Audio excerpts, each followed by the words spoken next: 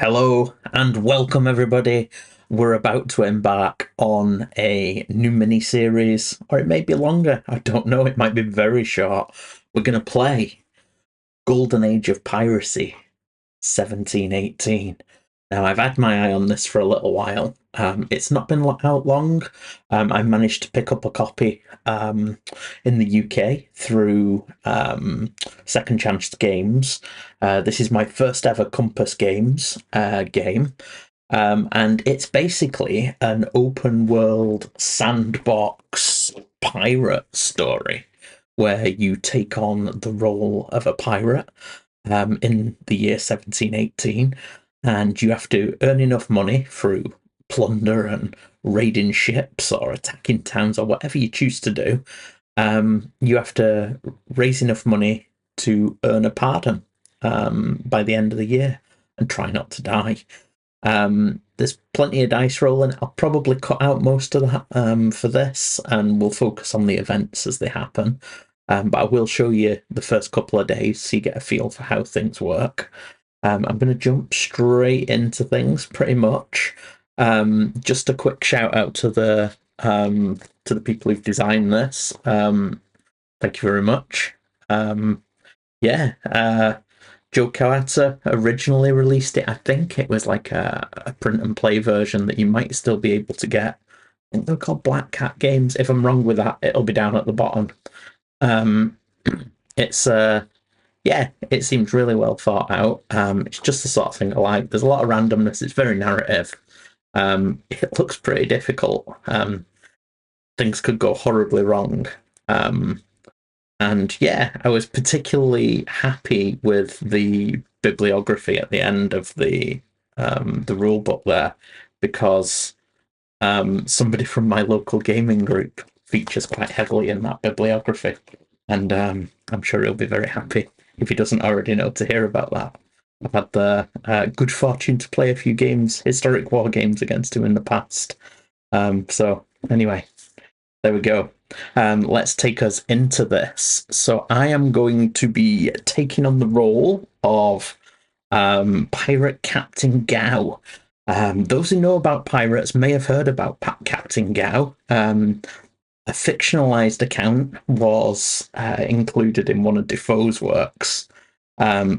Captain Gao is very, very local to where I'm recording this just now. So at the end of this adventure, this what if he decided to go over to the Caribbean, we can compare against his actual career and see if I manage to live up to it. So Captain Gao, I have spent my starting experience. You have 5 points. I've spent mine. Apologies, you probably won't be able to see this zoomed out, but I will zoom in later on. So we have 3 for seamanship. I'm a good sailor, island lad, and 2 for swordsmanship. Everything else is starting at 0. I'm hoping that I can work on that before I need to do any attacking of towns, defending of settlements, anything like that. I have a sloop, very basic vessel in this. It's got a low amount of hit points, sail points, as you can see, just 4. I also have 4 hull points for my sloop. This BI, this is Captain Gao, so I am going to be recruiting crew. And the way I'm going to do that is on this YouTube interface, I can press a button and it tells me who my most engaged people are. So I think that's people who've liked things or commented or done various things, as subscribers of ours. So I'm going to just work my way through those, and if I recruit specialist crew, I'm going to name them after our users. So if you want a feature, be sure to drop us a couple of comments. At the moment, we have 40 main crew. That's 2 along this. Each of the spots represents 20. My crew loyalty is maximum at Fanatical. I've just took these guys on board. My infamy, though, is 0. I'm an unknown. This is going to be my diary as I work things through so that I can read out the highlights when we come back to sessions. I've watched a couple of playthroughs online and I've really enjoyed them, but I don't think that the repeated rolling, as I say, this sometimes to find a vessel, you need a 9 plus on a d10. There are modifiers, of course, but I don't think you want to see me rolling this d10, then marking off a day from the calendar and rolling it again. It could get frustrating for everybody. So I'm just gonna stay to the highlight reel if I can. We have our map here. Let's see if I can zoom in. So the map, we are starting with our sloop. We are docked in the pirate haven of Nassau. Um, these areas will come into. You'll see what these are later on. This is for when we're in combat. There's going to be some random events. Hopefully, again, there's only a 3% chance per day, but because we're working through a whole year, hopefully we will see a couple of random events. I mean, we should see 3 throughout the course of the game, if maths is our friend. There will be weather. Obviously, weather's important when you've got sails, and the wind, particularly important. You can see the spaces here. These are basically the sailing routes. The orange settlements, Cayman, Trinidad, Charleston. Those are lightly defended. Then you have the heavily defended or more heavily defended red settlements, where you're more likely to come across warships. Yeah, I think it's going to be interesting. So you need a low draft vessel to go into these blue zones. You can go into the darker zones, the purple or the dark blue, with any size vessel. So those are where we're potentially, maybe, going to build a pirate haven later on, or maybe I'll stash some gold there. Who knows? We'll see how things go. So let's have a quick look. Here we are. So this is the 1st of January. We can see our map here. We're going to try and get through. There are various days color coded. There's nothing in January though, so don't worry about that for today. When we get to February, I'll start to work through those. You have things in there that are about deadlines for refit for your ship. When you're going to produce rum, that's if you've got a distillery, of course. Later in the year, things start getting bad. Those of you who know about 1718 and what happened will be aware that Nassau came to a bit of an unfortunate, maybe, or fortunate end, depending which side of the industry you are on. And yeah, so we're just going to get into it. This is Gau's diary. So we're starting off on the 1st of January, 1718. We've taken on, this is our pirate ship cargo. There are lots and lots of different mats, sheets, and whatnot. I'm just going to bring them forward when they're used, if we've got any kind of battles and things. This shows our cargo and our gold. So at the moment, we started with 5,000 gold. However, I've invested in black powder. You'd normally put it here, but I'm keeping this off camera. So I've got 1 medicine, and I have bought 10 black powder portions, if you like. I've put those on here. That's going to allow us to fire our cannons at the fat cats in their ships. And I've got some medicine because surely medicine's going to become useful. Aside from that, yeah, we're gonna leave port on the next day or today. I'm going to check whether or not. I think it'll be the next day because we've done our activities in Nassau. So I think on the 2nd we're going to set sail. At which point we're going to determine the weather and we're going to come up with a plan. So I think what I'm going to do.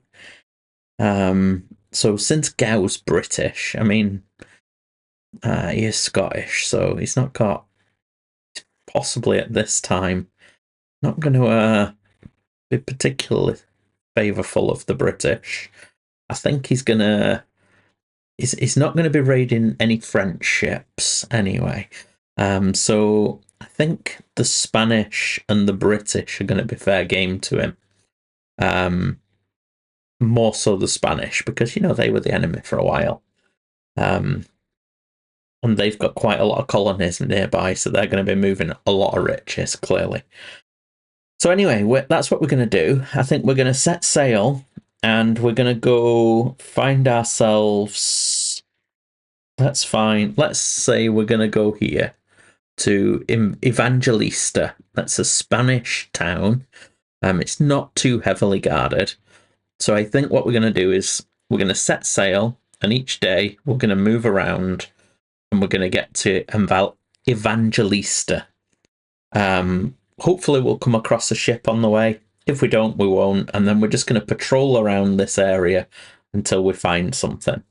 So I'll give you a quick idea for how things work. So we'll start off. Let's establish some weather, shall we?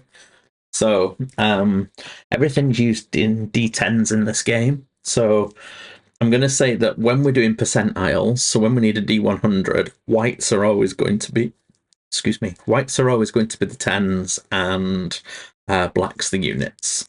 So let's work out what the weather's like. We might not be going anywhere. So 83. So it's poor with moderate wind. So it's poor weather. And then we put moderate wind. So what does that mean? It says go to table H4. So if we go out, so it's overcast with rain and moderate seas. And it says go to table H4. So we've not got a storm. So we may now move to the next map zone or remain in the current zone. So note, if maximum sail damage is sustained, which it isn't, if it's calm wind or bad weather, the ship must remain in the current zone this turn. Well, it's none of those things. It's not entering the Nassau, a pirate haven, or any blue zone in order to dock or land, so it's just going out to sea. So it's not the best. It's poor weather. It's moderate wind. I think this is going to be on the 2nd that we're going to set sail. So Saturday we were in Nassau taking on goods. Sunday we're going to set sail. We are no longer going to be docked, so we'll take our ship docked template out. And we are going to move. So we have this handy, like a bookmark. You won't be able to see it from up there, all the way up there. This is our actions in a day. So that tells us what we can do if we're in various locations. So we do our weather check, then we do our movement, then we do a possible random effect. So I believe it's 98 plus. So whites are 10s. No, that was a 15. So there's no random event. And then an enemy ship encounter. So I'll show you the table. Yep, 98 was the random event. So then we go to our ship. So if it's calm wind or bad weather, no enemy ships. No, it isn't. So we roll a d10 once per day. If the unmodified roll is a 10, we always encounter, regardless of modifiers. Now there are modifiers, so -1 if poor weather. It is poor weather, so to encounter one is going to be a 9 up. However, we're -1 for the poor weather, so we have to roll a 10.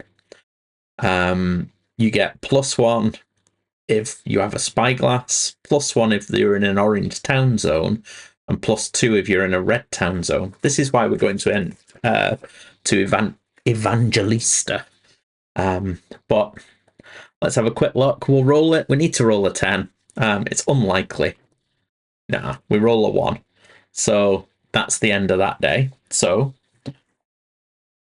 what you do is you mark off, and then day ends if no ship encounter or at the end of the ship encounter. So we're at sea. We're going to head this way. We're going to carry on. So I'll show you what happens with the wind.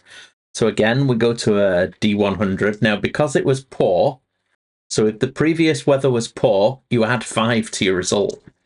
So that's only a 36. Plus 5 is 41. So it's good weather with a moderate wind now. It's clear to partly cloudy with moderate seas. So it's good weather, moderate wind. It's a perfect day to sail. So we move on to our next location. We roll for our random event. We don't get that. We roll for our encounter with a ship. This is a 9+ now. No, we don't get that. So we're setting sail. We're going to carry on, and I will be back when we get to Evangelista, or when something happens. So wish us well.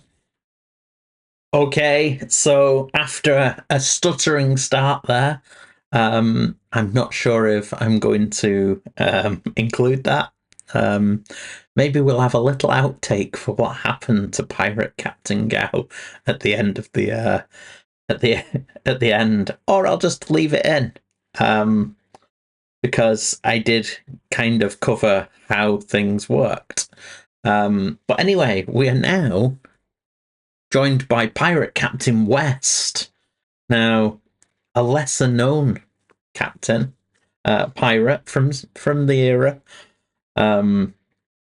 that is close to my heart. For those of you that know me, you'll know why. For those that don't, I'll probably tell you before long. So here we go. This is the adventure of Pirate Captain West. Hopefully, he's a little bit more successful than Pirate Captain Gao. I had such high hopes. But no. So I'm starting off exactly the same. I'm going to use the same seamanship of 3, swordsmanship of 2. Maybe navigation will come in handy if a similar thing happens to what happened with Pirate Captain Gao. I'll rethink my strategy. But yeah, that is that. So let's have a quick look at the weather. We've taken on board a medicine and maximum black powder. We're now gonna set sail on Sunday, the 2nd of January. Let's just check what the weather's like. So it is a 63. So let's go back. A 63 is poor weather with light rain. So, poor weather with light wind, sorry. It's clear to partly cloudy with smooth seas, no sign of a hurricane. So we are going to set sail. And we're going to head to Evangelista for reasons that you should know. So we sail out. 98% chance of a special event. Nope. There is a 10 for coming across a ship. Nope. That doesn't happen. So we carry on. We'll come back soon, hopefully, when we arrive safely. Okay, so we arrived safely in Evangelista on the 7th of January. It was poor weather with light wind, as you can see there. We didn't spot any vessels on our journey, and there were none in port when we arrived. We're going to patrol for a while and see what we can find. So let's see What happens to our crew, Captain West? He's already far outperformed Captain Gao. Here we go. Well, who'd have actually thought it? On the very next day, on the 8th of January, we've just rolled a random event, so I need to see what happens. So we need to roll 2d10 and then go to table H7 after our random event roll. So 2d10, not d100, is a 13. So, shrunken head. You come across a strange native shrunken head during your travels. The shrunken head is lucky and may be used later to re-roll any dice of your choice one time. Once used, it's no longer lucky and must be discarded. Note, if unused, the shrunken head may instead be sold in Nassau for 15,000 gold. Wow. Crikey. That's pretty impressive. I'm going to go and fish out a shrunken head to put onto my board. As you'll see, the weather is good, which gives us a +1 to our roll. So we needed a 9, which makes it an 8, but we're also in a town, so we only need a 7 to find a ship and have an encounter. Let's see whether or not we get it before I dig out the head. It's a 10. A natural 10's always an encounter. Right, I'll find my shrunken head and we'll be right back. Okay, so the first thing we've done, as you can see, hang on. As you can see, we have our shrunken head. The next thing we've done is we've rolled to see how many combat rounds there are until darkness. You'll see there's going to be 9 combat rounds. And the next thing we have to do is roll to see what sort of ship we've found. So it's going to be a 2d10 roll. So a 2 to 19 is going to be a merchant ship. A 20 plus a warship. So here are our modifiers. +1 per captain infamy point. We don't have any of them. +1 if an orange town zone. Yes, we've got one of those. +1 if July to September. No. +2 if October to December. No. +2 if a red town zone. So we've got just a +1 here. So a 19 or a 20, we get a warship. Anything else, a merchant ship. So it's an 8, so we're going to get a merchant ship. So now we have to roll its type. 2d10 to determine its type. It is a 12.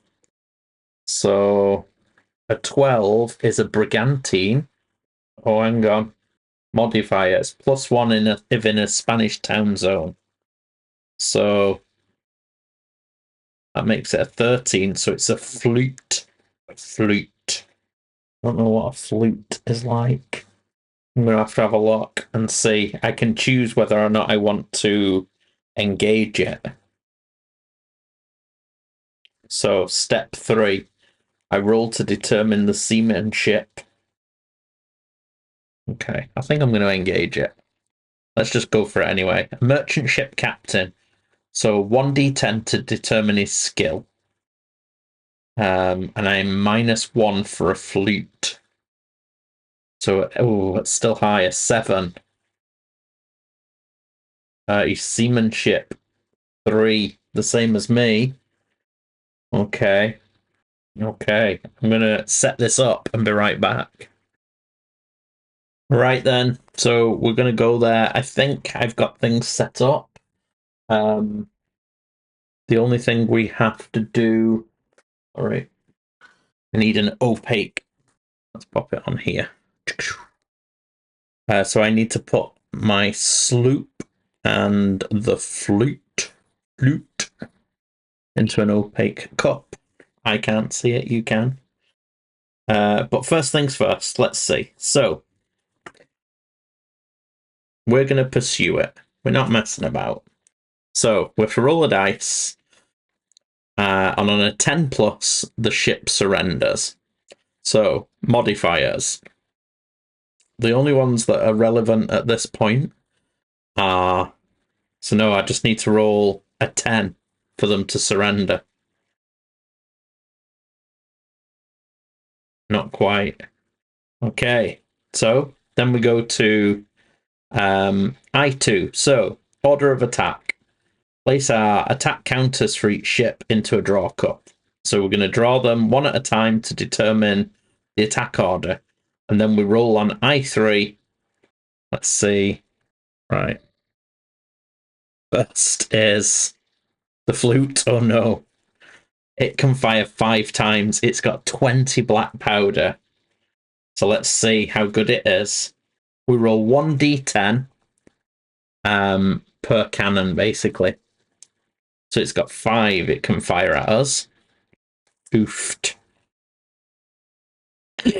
So 1 to 8 is a miss. It gets -1 though, because I'm a sloop. So a 1 to 7 will be a miss. 8s, 9s, and 10s are going to hit.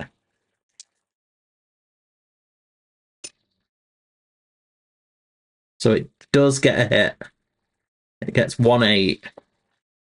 Okay, so it shoots 5. Let's take its 5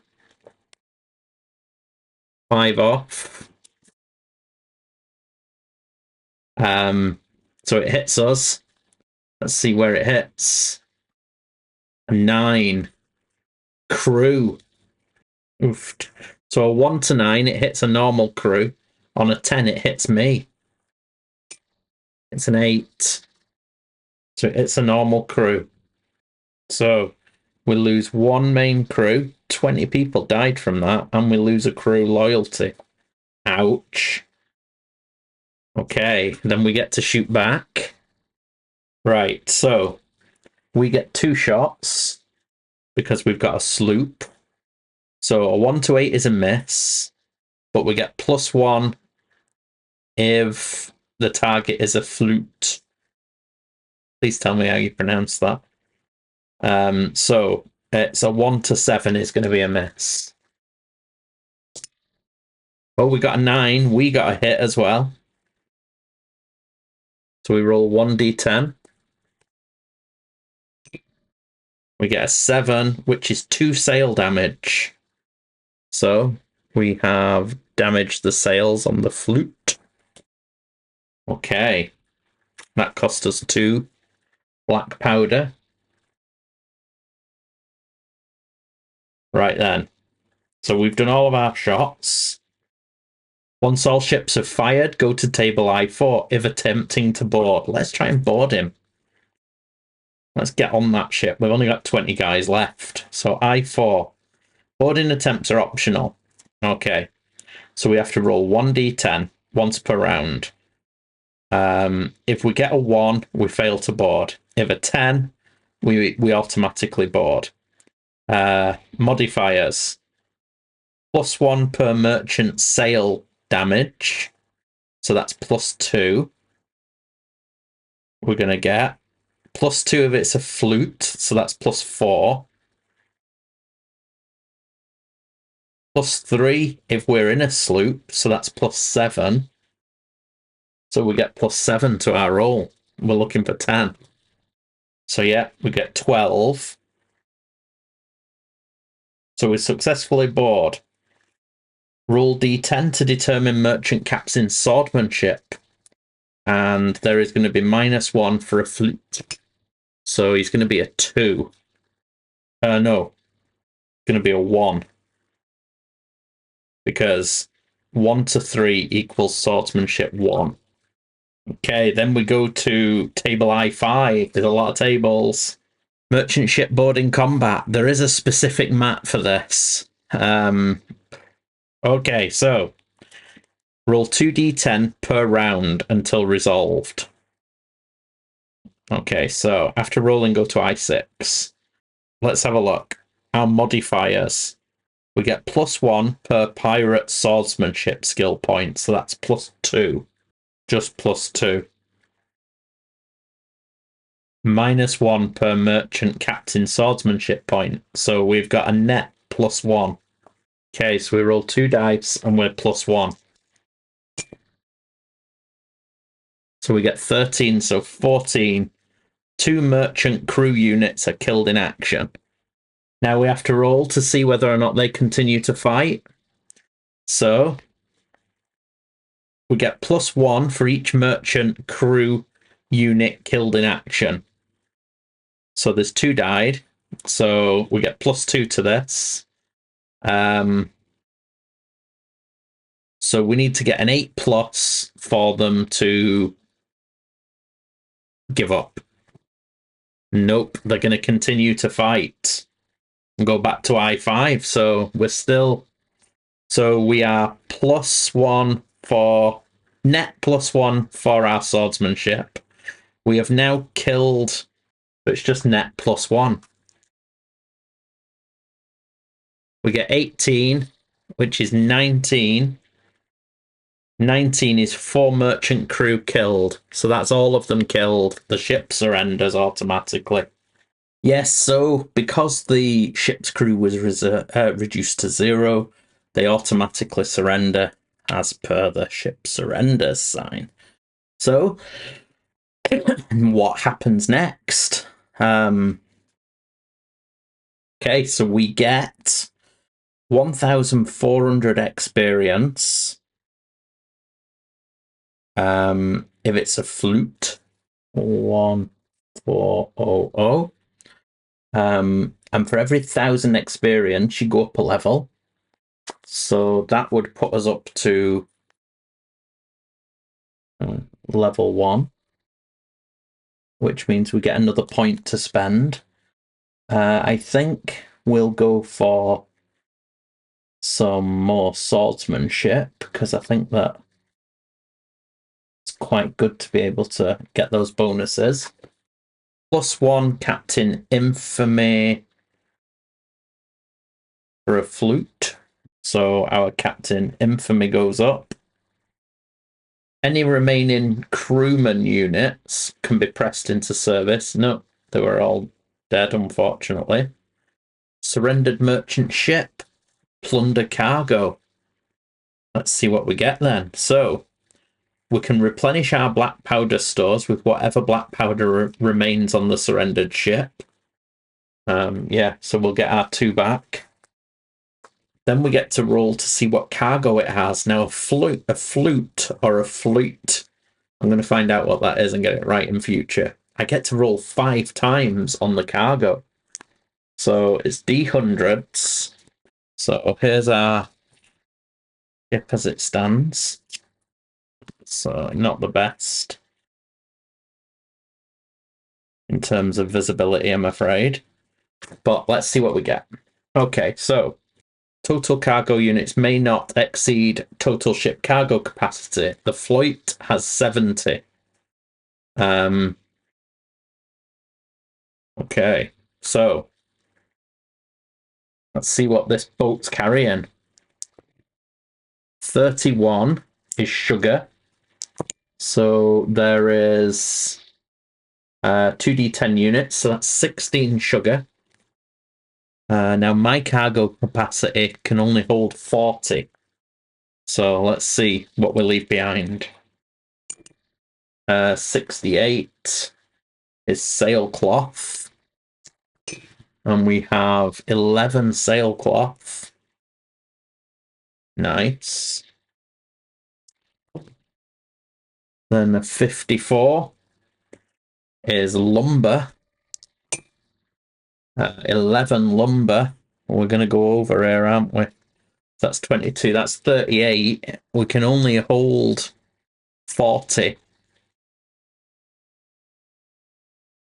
21. More sugar.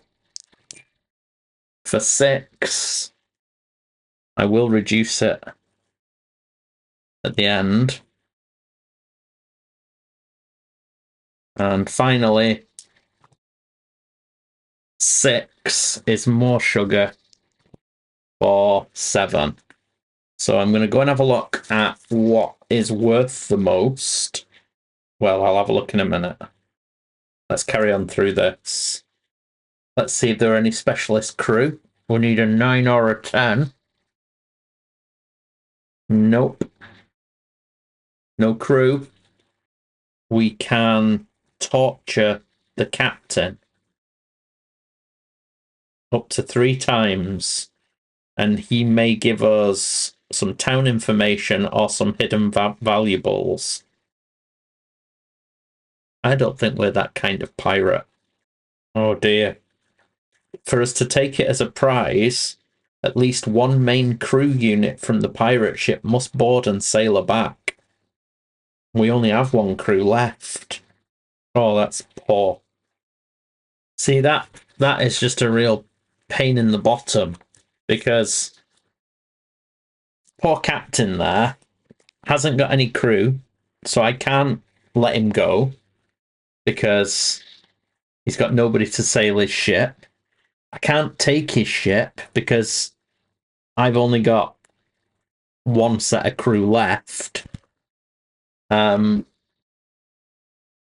So there's nothing we can actually do apart from kill him and burn it, which seems a bit harsh. But I've only got 20 men. It's not enough to sail 2 big ships. I can't send all of my crew away in another ship and leave me on this one. And you can't take a float or a flute or whatever it's called as a pirate ship. So ultimately, I have to either sink it or burn it. And there's no way to let the captain go because he hasn't got enough crew to sail his ship. I mean, we could pretend he just comes on our ship, I suppose. So it looks like he's gonna die anyway. Let's see. So I'm gonna do the torture. Seems a bit harsh.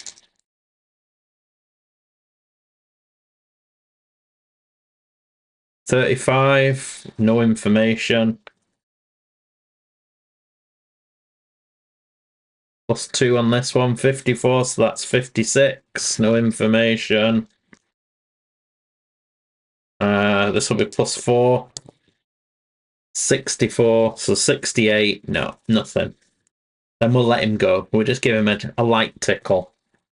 Set fire to his ship, unfortunately. So we're gonna keep the sailcloth, keep the lumber, that's 22. And then we'll take 18 of the sugar, which fills up our ship. So that's full.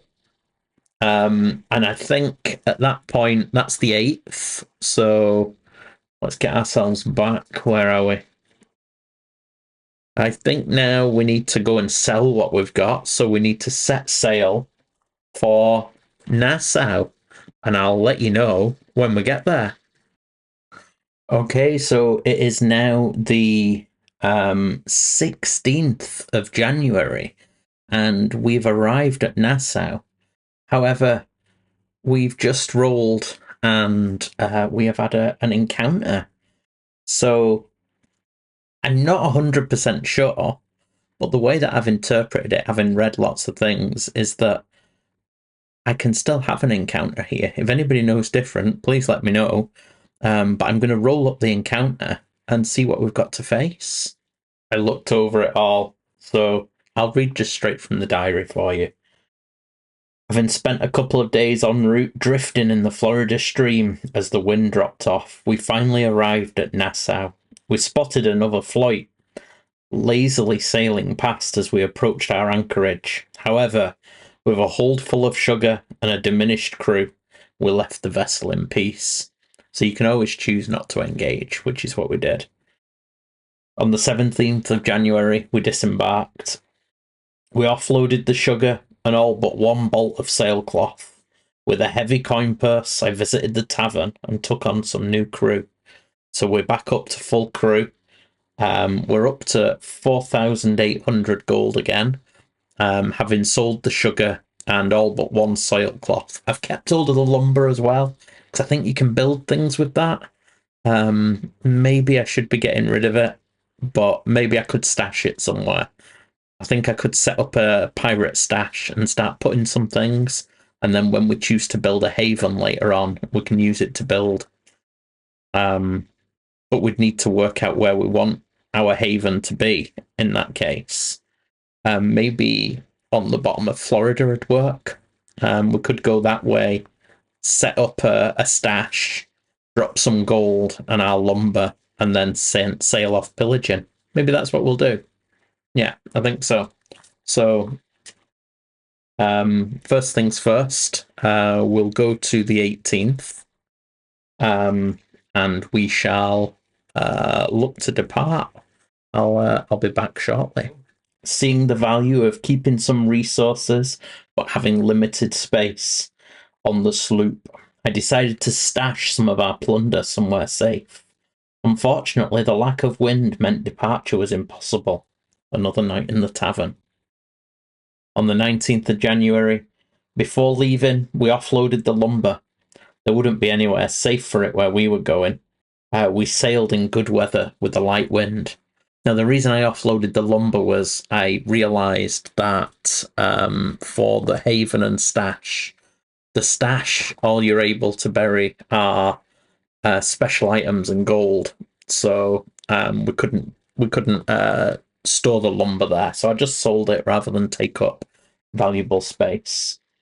On the 20th of January, we docked in southern Florida and stashed some gold for a rainy day. So I've established a stash. Let's just show you. A stash has been established. Hopefully that works. We've got a stash here. We left 2,000 gold there. Because we'd sold our lumber, that means that on the ship we have 3,350. So we've stashed some gold for a rainy day. And on the 21st of January, we decided that since Evangelista was so kind last time, we thought we'd pay her another visit. However, the lack of wind delayed us once more, but we would leave as soon as possible. And then on the 22nd, which is today's date, we have just rolled good weather with moderate wind. So we are going to set sail, and we're going to sail out here. So first things first, why not show you a bit of the action? Is there a special event? There is not. Are we going to see anything? It's good weather, so we get +1. So this will be an 8+. We do. We have come across a ship. Let's roll that up and see what it is. Just a quick pointer, you don't get +1 for good weather. It's just -1 for bad weather. It was the +1 for the orange area last time. However, we have rolled a 9. So a 9+ we do encounter. So I'm going to roll that up now. Okay, so we have rolled and we have got an enemy merchant ship. It's a sloop. And unfortunately for him, he's only got a captain. His captain's only got a seamanship of 1. So the first thing we have to do is see whether or not he just outright surrenders.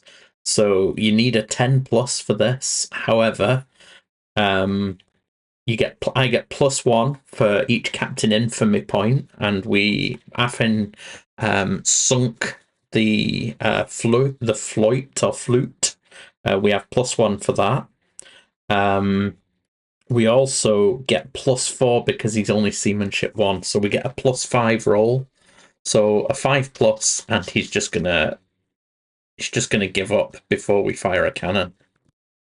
Yeah, that's a 9. So he's definitely just given up. So yeah, he just surrenders. We get 800 experience points, taking us up to 2,200, which puts us up to level 2. I think we will put our swordsmanship up another 1 to 4. Let's try and get that maxed out, I think.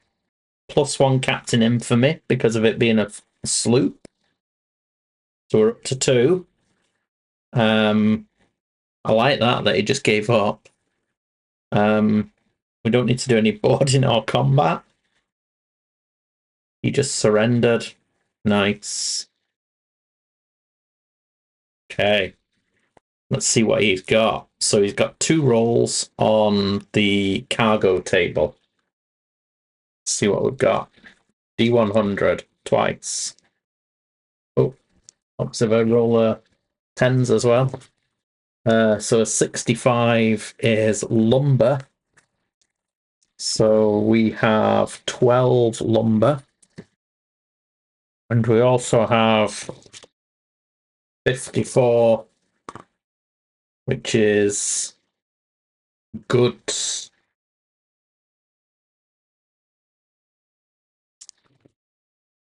Uh, 11 goods.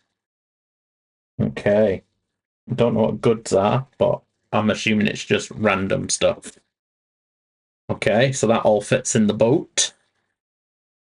See what else we can do. So do we want to take it as a prize? What do we want to do? Are there any specialist crewmen on board? This could be our first YouTube follower. 3, nope. Don't really want to torture him. Okay, so my reading of these rules is that because the ship surrendered first round without a fight, if the captain and crew are executed, my crew are going to get grumpy, which is fair enough. They did give up without doing any damage or killing anyone. So it looks as though, unless I want to take a crew loyalty penalty, I just need to let them go. Because it says any remaining merchant ship captain and crewmen who aren't pressed into service may be executed. If executed, the ship may either be burned, taken as a prize, taken as a pirate ship, or ship set free if adequate crew units remain to man it. So, I mean, I could torture the captain to try and get some information, but I feel a bit harsh. I'm not the torturing type, to be honest. I don't really want to do that. It's not my pirates' way of working. So I think we're just going to let them go. We got our infamy, that's gone up. We got ourselves 12 lumber and 11 goods. So, that's not too bad. And then I think we are just going to sail back to Nassau. So I'm going to pack things up, go back there and sell some stuff. Oh, it's going well. So, reading from our diary, 23rd of January, a lack of wind prevented our return to Nassau, but we would head off to sell our plunder soon. On the 25th of January, with clear skies and smooth seas, we approached Nassau. And would you believe it? We rolled another merchant sloop. I've rolled it up. I've got him out. The captain has a seamanship of 3. There are 2 rounds, so there's only 2 combat rounds before nightfall, so it's quite late in the day.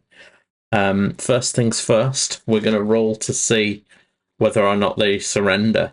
So, +1 per infamy point. We are on infamy 2. And that is it, I believe. So +2. We need a 10 plus. Get a 6. It's an 8. It's not enough, so he's not surrendering. So first things first is order of attack. I'm going to pop these 2 in to the cup of joy. Oh, we go first. Okay. So we only have 2 turns. So we'll fire our 2 shots. -1 if the target is a sloop. So -1. So we need to roll a 10. Crikey. Okay. Oh, we get a 10. Glory be. Glory be. So we get a 10. Let's see what we've hit. A 4. 2 hull damage. Crikey. Okay. So we take off our black powder. Then the next ship comes out. Okay, so that's clearly him. He also has 2 shots. Because he's got 10 as well. Let's just get them out. He fires his 2 cannons. Oh, a 10 and a 6. I think that 10's going to hit. A 1 to 8 is a miss, so a 9 plus hits. -1 if it's a sloop, meaning he needs a 10.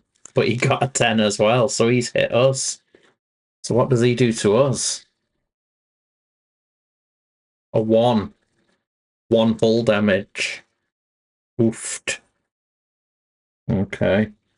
Right, so once all ships have fired, go to table I4 if attempting to board. Yes, let's try and board him. So, we're going to try and board. So, we're -3 if it's a sloop. Crikey, so we need a 6 plus. We're -3. -1 per pirate hull damage. So that is -4. -1 per merchant's captain seamanship.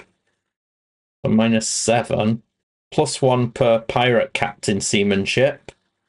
So -4. +1 per merchant ship hull damage. -2. +3 of sloop. Or +1.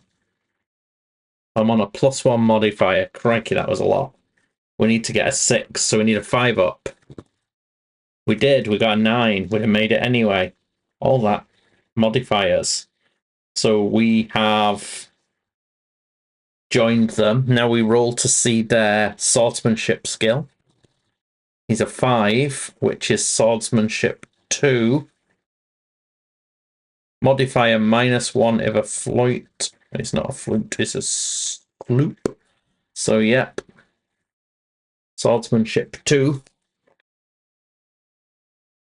is nothing compared to Captain West with his swordsmanship 4, clearly.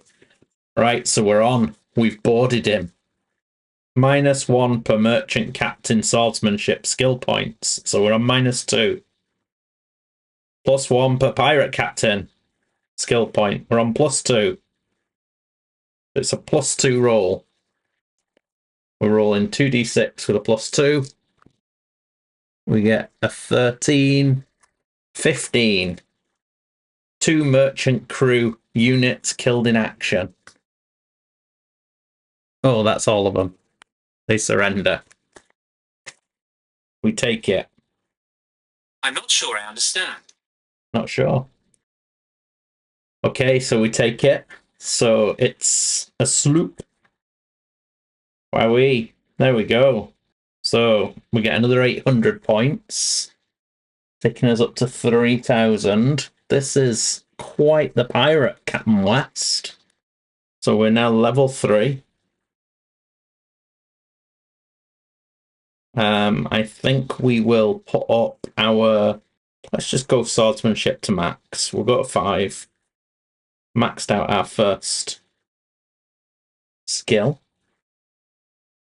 That's good. Okay, +1 infamy. On infamy 3. Getting famous. Can't be pressed in service. But we can take them as... Because we've got 2 crew, we can take the ship as a prize this time. Right, let's see what there is on this thing. First of all. Okay, sloop. Roll twice. We have a 47, which is goods. We get 11 goods. And then we get 60 lumber for 16. We haven't got enough for that. So 22, 36, 30. We can only take 3 of it. Oh no, we can. I think we can leave it on the actual ship, can't we? I think we can leave it on the ship and take it as a prize. I'll have a read. We should be able to. Are there any specialist crew? Come on. No. Oh well. So there's just their captain. Surely we can just. Don't know what we can do. I think we have to kill him, do we? Surely we can let him go. I'm going to say I'll let him go. Okay, so we've got our. I'm not going to torture him. Because we don't do torture. All right. Okay, so I'm going to say I'll let him go. Don't know if you can, because it says any remaining captain and crew who aren't pressed may be executed. If executed, they can be burned. The ship can be burned, taken as a prize, taken as a ship, or set free. I want to take it as a prize, and then I'll let him go in Nassau. The guy can join my crew if he wants. So one main crew from my ship boards it to sail it back. We're already at Nassau already, so it doesn't really matter. Don't have to sail anywhere. Okay, so we've took it as a prize. I don't know what happens with that. I'm going to read, and we'll come back. Okay, we sold all of our plunder and our prize schooner, making a healthy profit. Carpenters and shipwrights set to work repairing our hull, and by the 28th of January, the repairs were complete. With almost 7,000 gold on board, another trip to the stash was definitely in order. So, we're up to, that was up to the 28th, and then on the 29th, we're looking to set sail. We've sold everything. We've got 6,700 gold. I think that burying a bit would be wise in case we run aground somewhere. Yeah, let's see. Maybe I need to let's check the weather. Okay, 79. It seems quite high. Okay, 79. Poor with moderate wind. It's okay though. We can still move. So we'll set sail. And we'll go to there. Check for a random event. No random event. Check to see if we come across anyone. Ooh. No, 9 -1 because of the poor weather. We don't. So we arrive. So that was the 27th. No, the 29th. We got there. 30th, we can make landfall. And we will put. Should we put in another 3,000 of it? That'd make sense, wouldn't it? So we'll have 3,700 on the ship. Here's what I found. Oh, come on. And then 5,000 in our stash. Okay. It's pretty good. So we've still got some medicine. We've got 3,700 gold. That is 9th. 30th, we'll bury it. And the 31st, we're going to set sail to somewhere else. Where are we going to go? Should we go back to Nassau? There's not much to do there. We need to pay on the 1st of February. We need to pay our crew. I think we shall set off for Evangelista again. That's where we like to earn our crust. So we're going to set sail to there. We shall check the weather. Now, normally you'd get a -5, but I've been at port for a day. So I'm just going to roll it. Oh, 3. It's calm. We can't sail anywhere anyway. So we're just going to be there. That's the end of the 31st. That's the end of the month. It's calm. We're docked at our stash point. And I think with us being docked there, apologies if that's not the clearest. I think when my computer went off at the start, I lost quite a bit of my settings. I'll make sure they're okay next time. But yes, I think we can call it a day there. It's the end of January. Captain West, I'll finish the diary for the month. And Captain West will be back. Let's see what happens to him in February. Yeah, we'll see what's what and see whether or not he can earn a pardon. Thanks very much for watching if you've watched this far. And yeah, remember, if you comment, if I do find some specialist crew, it could be named for you. Thank you very much. Okay, but wait a minute. What about Captain Gao, I hear you ask? Well, I think it's only fitting, if you've watched this far, you can see what happened to poor pirate Captain Gao. Enjoy. It's currently Thursday the 6th. We didn't expect this, but as you can see, we've come around. We're approaching the Western Cape there of Cuba, and unfortunately, we have run into bad hurricane force winds. We can't possibly continue around the Cape just now. We can't move. Looking at the tables, things are looking pretty rough. We have to roll 2d10 twice. So this isn't a percentile. This is just a